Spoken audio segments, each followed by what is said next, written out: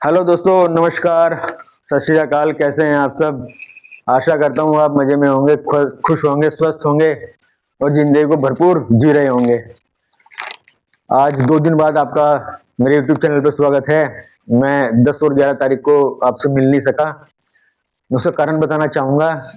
दरअसल मुझे चंडीगढ़ जाना पड़ा था। एक बिजनेस के सिलसिले में एक सेमिनार थी, तो उसको अटेंड करना था। तो वहाँ मुझे 2 दिन लग गए चंडीगढ़ में। और मैं कंपनी का या बिजनेस का अभी मैं नाम यहाँ वीडियो में नहीं ले सकता, वरना लोग कहेंगे कि प्रमोशन कर रहे हैं सर, तो उसके लिए मैं क्षमा चाहूँगा। लेकिन हाँ, आने वाले टाइम में मैं, अगर आप मुझसे पूछेंगे तो मैं बिजनेस के लिए आपको इनवाइट करूँगा, या आप जहाँ भी कहेंगे मैं आपको बिजनेस के लिए क्लासेस दे दूंगा, जैसे भी आप सही समझें। तो लेकिन मैं ये कहना चाहता हूँ कि मेरी वीडियो 2 दिन से आई नहीं है, और आज मैं बहुत क्रेजी हूँ आपको बताने के लिए। कुछ बातें जो हैं बतानी अभी अधूरी हैं। और 9 तारीख में मेरी वीडियो आई थी डिप्रेशन और तनाव के ऊपर, चिंता के ऊपर, जो आजकल लोगों में आम देख रहा हूँ मैं। हर व्यक्ति जो है, पता नहीं क्यों खुश नहीं है, दुखी है। अब वजह कुछ भी हो चाहे, वो तो आप सब समझते ही हैं। तो मैं अपनी वीडियो आज लेकर आया हूँ इस बारे में, और आपसे आशा करता हूँ कि आप इसे ध्यान से सुने और अपने जीवन में फॉलो करें, ताकि आपका जीवन बदले और आप खुश रहें। देखिए, खुशी इस सृष्टि की सबसे बड़ी सौगात है। आदमी जो भी कुछ करता है, चाहे वो कोई भी हो, वो अपनी खुशी के लिए करता है। अगर हम पैसा भी कमाना चाहते हैं ना, अमीर होना भी चाहते हैं, या कुछ भी खरीदना चाहते हैं, कुछ भी करना चाहते हैं, वो अपनी खुशी के लिए करते हैं। तो लेकिन कुछ लोग सब कुछ पाकर भी खुश नहीं है। ऐसे भी लोग हैं, आप देखेंगे अपने आसपास, देखना आप टेंशन में मिलेंगे, परेशान मिलेंगे।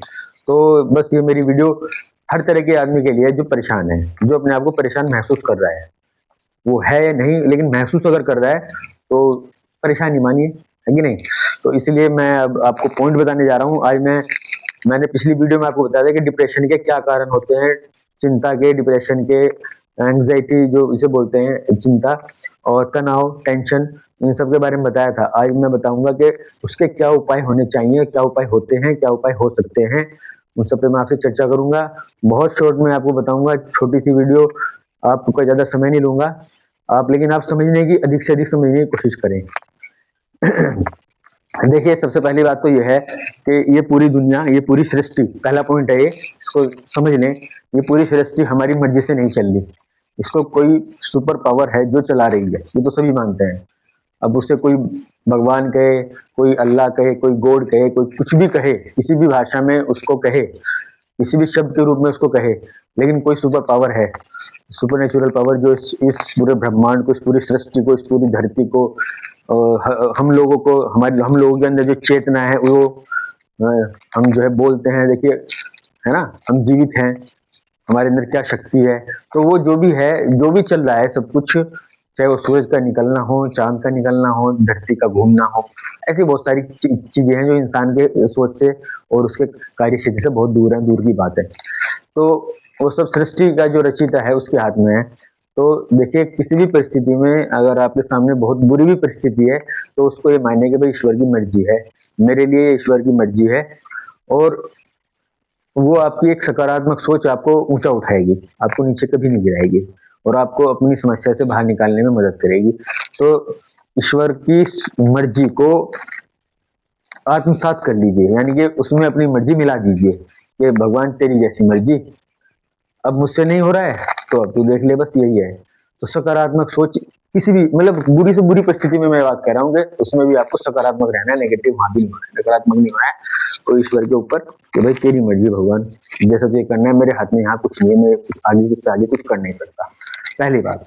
दूसरी बात है कि आपको आपको अपने जो आपके दिमाग में टेंशन, डिप्रेशन, विचार हावी हो गए हैं, उनको विचारों को आपको, मतलब ध्यान के द्वारा, ध्यान एक ऐसी शक्ति है कि आप उनको हटा सकते हैं, विचारों को तोड़ सकते हैं। विचारों का जो जाल बुना गया है उसको, जिससे मकड़ी जाला बुन देती है ना, और हम उसको ऐसे किसी चीज से हटा देते हैं, तो ऐसे ही ध्यान वो शक्ति है कि हम जो है उस विचार के जाल को, उसे काट सकते हैं। ये बहुत, मतलब थोड़ा सा सुनने में कॉम्प्लिकेटेड लगता है, लेकिन अगर आप ध्यान करना सीख लेंगे, ध्यान को आत्मसात करना सीख लेंगे, ध्यान की प्रक्रिया को समझ लेंगे, और कुछ दिन रोजाना प्रैक्टिस करेंगे ध्यान करने की, तो आपको समझ में आएगा कि उसका हमारे मन मस्तिष्क पर कितना प्रभाव पड़ता है, कितना सकारात्मक प्रभाव पड़ता है। तो ध्यान करना सीखें। अगर आपके मन में देखो मन है, विचार आएंगे, मन का काम ही विचार करना है, कुछ ना कुछ विचार, तो अटको मत। विचार आया, छोड़ दिया।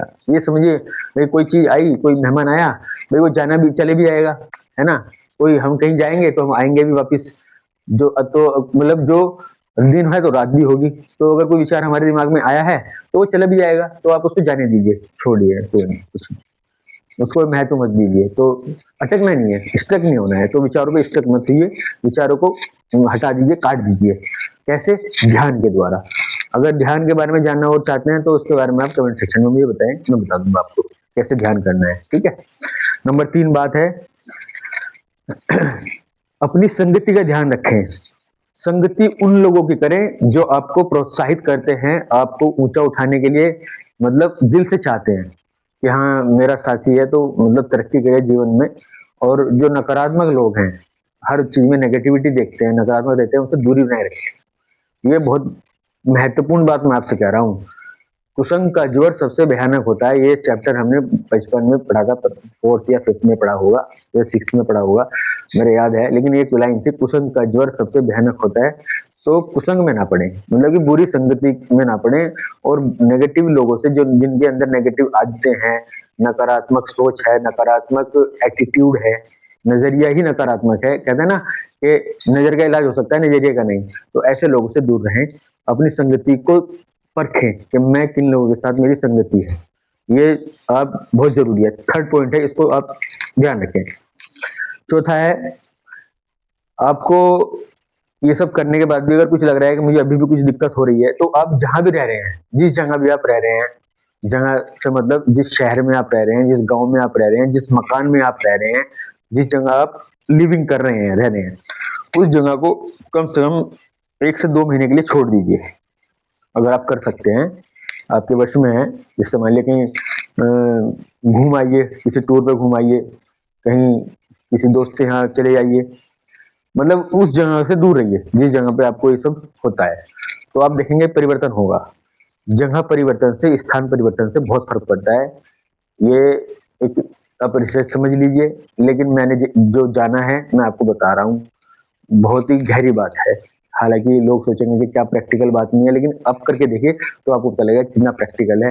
जहां आप टेंशन में रहते हैं ना, उस जगह को आप छोड़ दीजिए और अनजान अजनबी जगह चले जाइए। जैसे मान लीजिए किसी पार्क में जाके बैठ जाइए 1 घंटे के लिए, तो देखो आपको कैसा फील होगा। अचानक लगेगा यार वहां तो मैं बहुत परेशान सा लग रहा था, पर यहाँ मुझे थोड़ा सुकून मिल रहा है।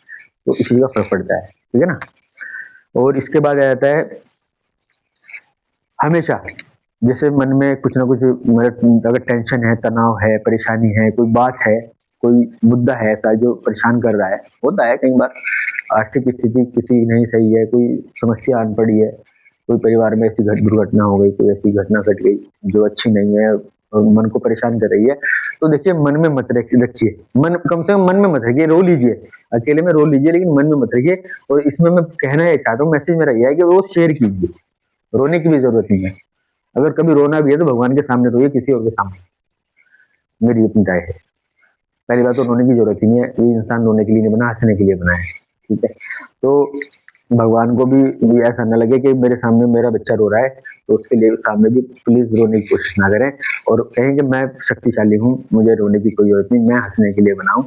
और जो चीज मैं आपको बता रहा हूँ कि मन की बात शेयर करें, जिससे भी आप सही समझे, अपनी माता जी से, अपने पिताजी से, अपने भाई से, अपने दोस्तों से, जिनसे भी आपको लगता है कि हाँ वो मेरी बात को समझेगा। और ऐसे लोगों से जरूर शेयर करें जो लगता है कि वो सलाह दे सकते हैं, वो उनको नॉलेज है, उनको जानकारी है, वो मेंटोर हो सकते हैं, वो टीचर हो सकते हैं, वो आपके रोल मॉडल हो सकते हैं, वो आपको गाइडेंस करने वाले हो सकते हैं, ठीक है ना। जैसे लोग मेरे पास भी आते हैं, बहुत लोग आते हैं कि भाई हमें सलाह दीजिए, हम परेशान हैं, मेरे पास आए मेरे दोस्त।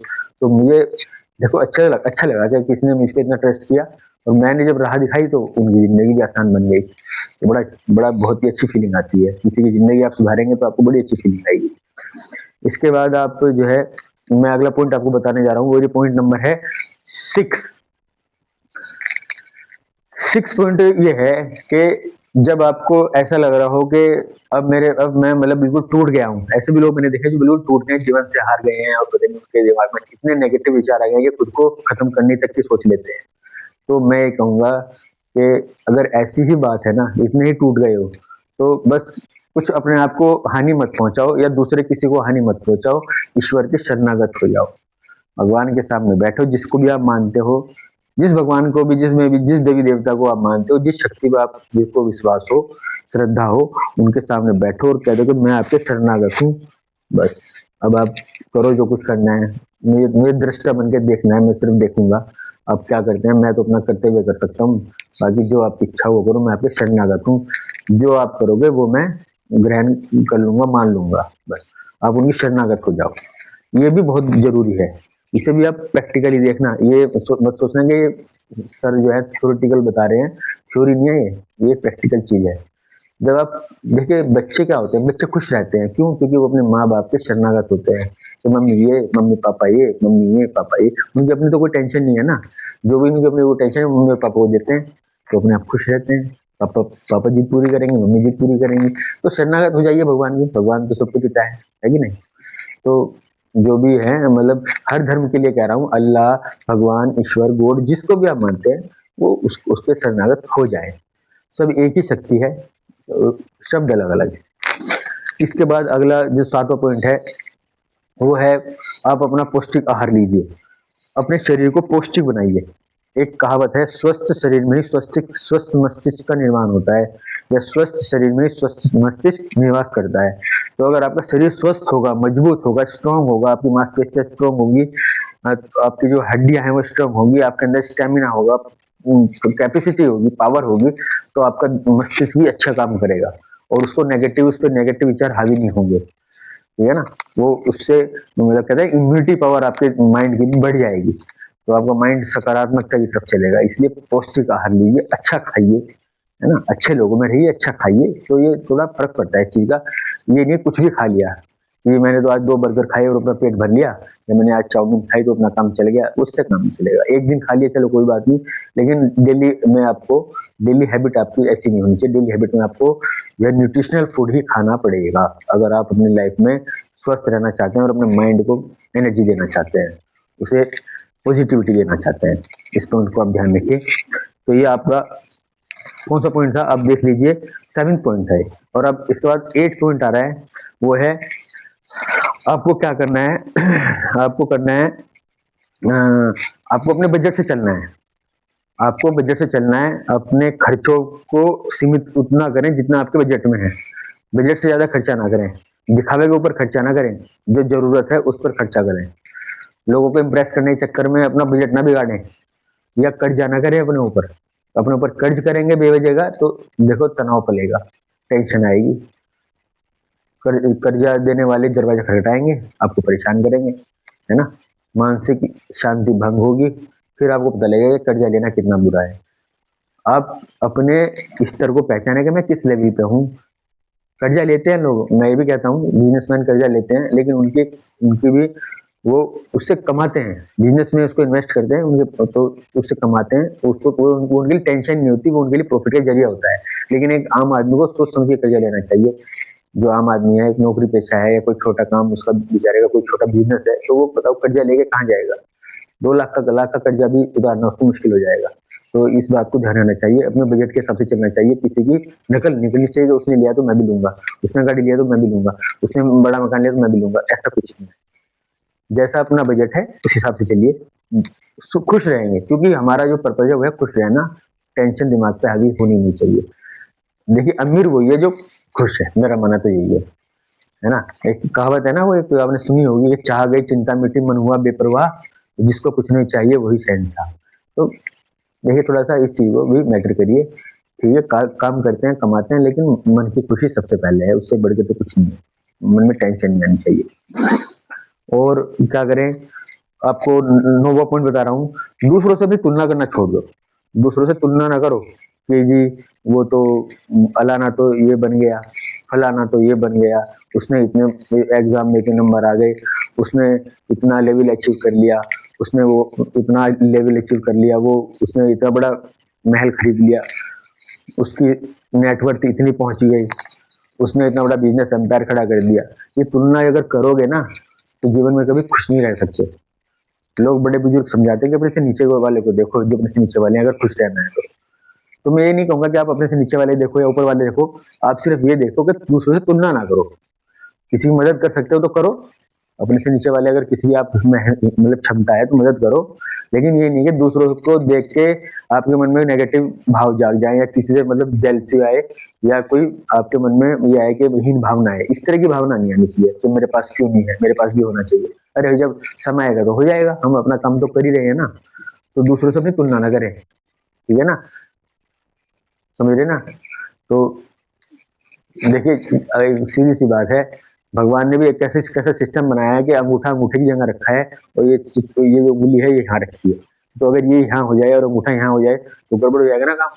यानी कि सिस्टम है, तो हर आदमी की एक भूमिका है, वो उस भूमिका में फिट है। भगवान के अनुसार ये सृष्टि में उसने सबकी एक भूमिका तय कर दी कि भाई ये यहाँ ठीक है। अब देखिए कभी कभी मैं मोची देखता हूँ, जो मोची जूता जूता ठीक करते हैं, सीलते हैं, चप्पल ठीक करते हैं, नीचे बैठे रहते हैं कभी कभी सर्दी में, लेकिन वो भगवान ने उनकी भूमिका तय की है, क्या वो इंसान नहीं है? सर्दी में आपने ऐसे बहुत लोग देखे होंगे, बड़ी सर्दी में काम करते हैं, खेतों में काम करते हैं, किसान कितना मेहनत करता है, ऐसे बहुत लोग हैं, मजदूर कितना काम करते हैं, बहुत मेहनत करते हैं। लेकिन हम ये सोचें कि भाई ये इतनी मेहनत क्यों कर रहा है, इसको भी मतलब महल में ही बैठना चाहिए, ऐसा नहीं हो सकता, है ना। इस सृष्टि का एक भगवान ने, ऋषिता ने ऐसा सिस्टम बना दिया कि सबकी अपनी भूमिका तय कर दी उनके कर्मों के हिसाब से कि भाई आपकी भूमिका ये है, आप यहाँ जन्म लिए हो, आपको ऐसी बुद्धि दी गई है, आपको ऐसा माहौल दिया गया है, आपको उसी तरह का सेटअप दिया गया है जिससे आप अपना, बाकी आपके हाथ में अपना कर्म दे दिया। जितनी आपके अंदर कर्म करने की क्षमता है, अच्छे कर्म करने की, मेहनत करने की, है ना, तो उतना ही आपको सफल भी मिलता है। भगवान श्री कृष्ण ने साफ कहा है कि कर्म तेरे हाथ में है, तू कर्म करता जा, फल की चिंता मत कर। तो ये तो सब चीजें कॉमन है, मैं कोई विशेष नहीं बता रहा, लेकिन फिर भी मैं आपसे कह रहा हूँ कि दूसरों से अपनी तुलना ना करें। इस ये बहुत मैं सोसाइटी में देख रहा हूँ कि हर आदमी अपनी तुलना कर रहा है दूसरे से, पड़ोसी पड़ोसी से जल रहा है ना, कितना बुरा हाल है। ये बहुत ही गलत बात है, इस चीज को छोड़ दीजिए। खुश रहना है तो ये मुझे लगता है कि ना खुशी का सबसे बड़ा कारण है कि दूसरों से तुलना करने। मेरे पास छोटी गाड़ी है, उसके पास बड़ी गाड़ी है, मेरे पास छोटा मकान है, उसके पास बड़ा मकान है। अरे भाई वही 2 कमरों में उसे रहना है, वही 2 कमरों में तुम्हें रहना है, 4-4 5-5 लोगों की फैमिली रह गई है कि नहीं। वो छोटी गाड़ी भी उतनी मतलब दूरी को 10 मिनट आधा घंटा लेट तय कर लेगी, है कि नहीं, और इससे ज्यादा कोई फर्क नहीं पड़ेगा। ऐसे उसका मेंटेनेंस कम होगा, है ना, उसकी उसकी बाई वैल्यू कम है। तो सबके अपने प्रोज अपने कॉन्स हैं, तो इस चीज का ध्यान रखिए, थोड़ा सा पॉजिटिव रहिए, नेगेटिविटी तरफ मत जाइए। अगर आदमी पॉजिटिव हो जाए तो कोई दुख नहीं है, कोई टेंशन नहीं है, जिंदगी एकदम मस्त है, खुशी से जिंदगी कटती है, ठीक है। और लास्ट बता रहा हूँ, लास्ट 10वां बता रहा हूँ, बिल्कुल लास्ट पॉइंट, कि अगर जब भी आपको डिप्रेशन और तनाव से मुक्ति नहीं मिल रही, आप टेंशन में आ रहे हैं, आपको टेंशन हावी हो रही है, आप खुश नहीं रह पा रहे, आप दुखी रह रहे हैं, तो फिर भाई आप किसी साइकेट्रिस्ट का या मानसिक रोग विशेषज्ञ का, डॉक्टर का सहारा लीजिए, है ना, उससे कंसल्ट कीजिए। और दवाइयाँ आती हैं जो डिप्रेशन का इलाज करने के काम आती हैं, लेकिन वो परमानेंट कभी नहीं लेनी चाहिए।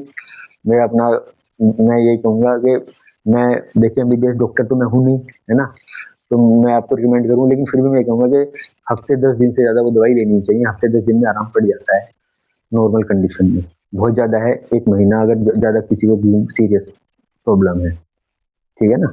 लेकिन वो भी डॉक्टर की सलाह से, डॉक्टर से बात करके, डॉक्टर जब आपको कंसल्ट करके जो है रिकमेंड करे तभी आप दवाई लें, बिना उसके ना, किसी अच्छे डॉक्टर से, एमबीबीएस डॉक्टर से जो उसके विशेषज्ञ हों, मानसिक रोग विशेषज्ञ या डिप्रेशन को जो ट्रीट करते हों, देखते हों।